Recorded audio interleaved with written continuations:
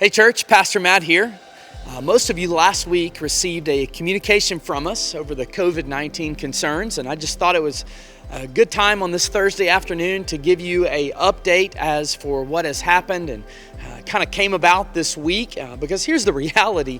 We're in some really big uncharted territory, and we are following it incredibly closely as a pastoral team here, as a church leadership.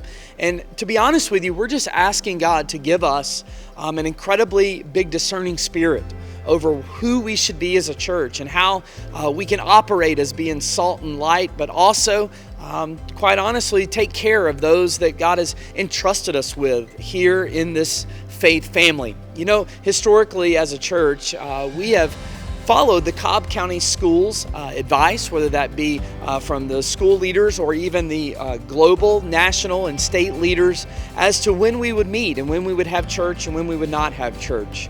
Well, a couple of minutes ago, we have just gotten word that Cobb County Schools, and you've probably heard this by now, has made the decision to not meet for the safety of our children, to make a way for hopefully the COVID concerns to be able to level off over the next little bit. And we think it's necessary for us as a church to really listen to the guidance of our community leaders. But we also know that we're a little bit different as a church, and we're a little bit distinct as a church. And we've been called as a church to stand on faith and to stand on the reason of who God is and not the reason of who we are.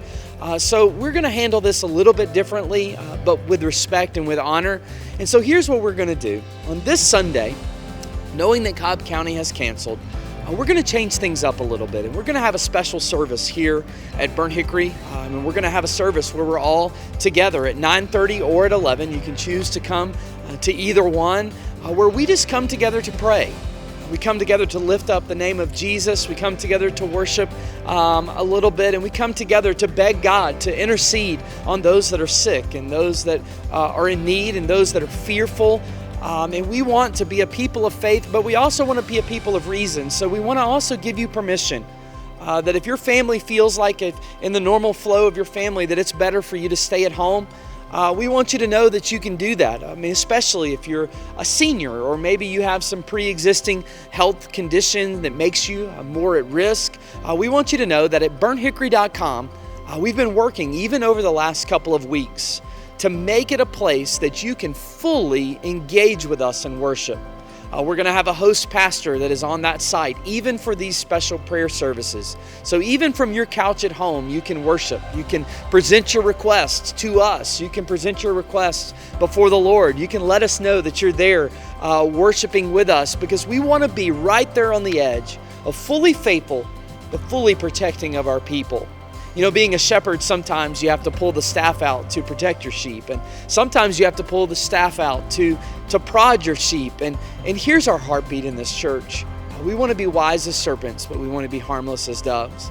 We want to know that Jesus is our protector, but He's also giving us the ability to think and to act and to be proactive. So this week, once again, we're going to have a special time of prayer at 9:30 or an 11 o'clock service on Sunday morning. There's no pressure in it, but we want you to know that that's available to stream. Now listen, we're not going to have any life groups this week. We're not going to have any children's ministry events this week. We will offer childcare from birth through 5th grade, but we want you to know that we're here to pray. We're here to lift up the name of Jesus. Hey, look, a couple of other things that we need to talk about real quick in this update. Our children's ministry tomorrow was supposed to head out on their spring retreat, over 100 of them. And next week, our students were supposed to meet for one of the biggest weekends of the year called Disciple Now. But here's what we know. We can manage a lot of the risk here at church through hygiene, through limiting personal contact. But here's the reality. We don't think it's wise for us to send our kids with volunteers for extended lengths of time right now. And we want to go ahead and right now just take the stance that we're going to postpone those activities. You're going to be hearing from your local, from your age group pastors on what that's going to look like. But we're going to use those times later on down the road and times that we can just impact more people in those. Seniors, I need to speak to you for just a minute, as well as for those of you with some outlying just health concerns and pre-existing health concerns. Here's our promise that we want to make to you. We know that as a church through the years that it's our responsibility to come behind you. It's our honor to be able to lift you up. And we know that this disease, this COVID-19, especially hits home for your categories of people. And you seem to be, through all the studies, more at risk than some of the other groups. Can I just beg you to let us know how we can serve you? Can I just beg you to reach out to us here at the church office? Reach out to me personally and let us know how we as a church, as a faith family, can come behind you in this time to calm maybe some fears. Maybe it's just something physical that we can do for you to keep you from having to do it and maybe being exposed to many people. Maybe it's something that you just need to have picked up and brought to you. We want you to know that we're your church and we're your people. Would you do something for me here, church? On Monday, our pastors are going to get together for a time of just discerning where we are, a time of just asking God to show us what the next plot of our course is going to look like here as a church, of how we can meet the needs of this faith family, how we can be incredibly strong people of faith, but also how we can respond in a time for this as a global church as well as a local church called Burnt Hickory here. Would you join us in just praying that God would be really clear in how we can meet those needs? I want to challenge you with 4 things as we conclude today. 4 things that as believers that we can do to really become salt and light in this community, because here's what I know. It's in times like these that the church can shine the brightest. It's opportunities like this that throughout the ages that God has used to be able to advance His kingdom and advance the gospel. You know, the first thing that we can all do is to pray. We can pray for each other. We can pray for those who are sick. We can pray for those who are at rest. And we can pray that God would make us into His hands and feet as a local body of believers. Secondly, we can trust God in this moment. You know, it seems to be that in times of crisis, we either turn one way or the other. We either turn to our personal skills or to our abilities, or we have to turn to the one who's created us, sustained us, and saved so many of us. And I just want to encourage you to trust God. Number 3, I want to encourage you to show compassion.